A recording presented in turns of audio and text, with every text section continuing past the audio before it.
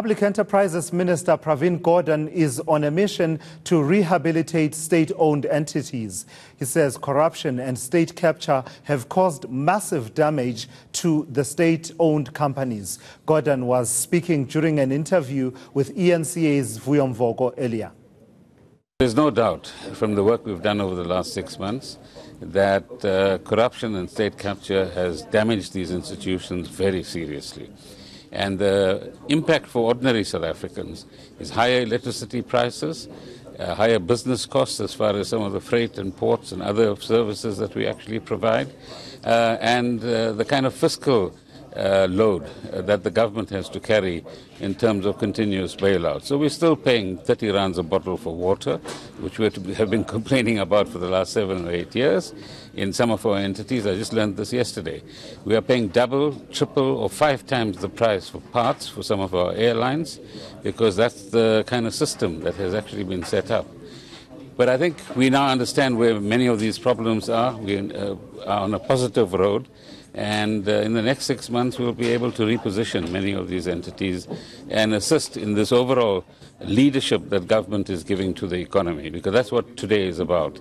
It's about government leading, it's about government acting as a catalyst, assembling as many funds as it can, both from its own resources and other resources as well, and the focus on implementation, which is absolutely crucial.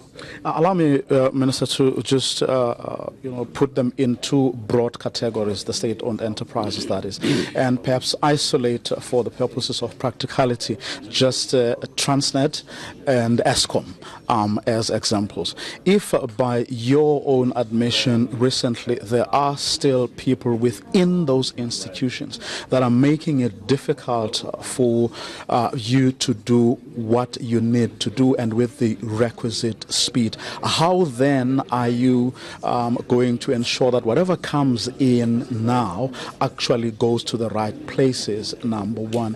But number 2, that these institutions are actually able to do the work that needs to be done and with the speed it needs to be done with? I think the balance is swinging towards getting the right things done by the right people, with the right governance, and with the right contribution.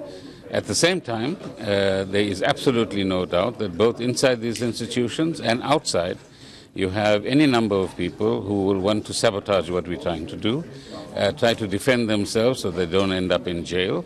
And they're assisted by, bankers, lawyers, financial experts, auditors who have been playing the kind of role that they've actually played, and lawyers as well.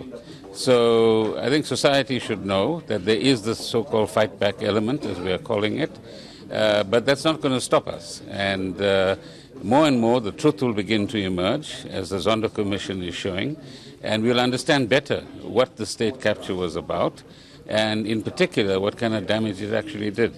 But I think the positive side is more important right now, that the good things will begin to win at the end of the day, and over the next few months, many of these institutions will find themselves in a better space than they have been.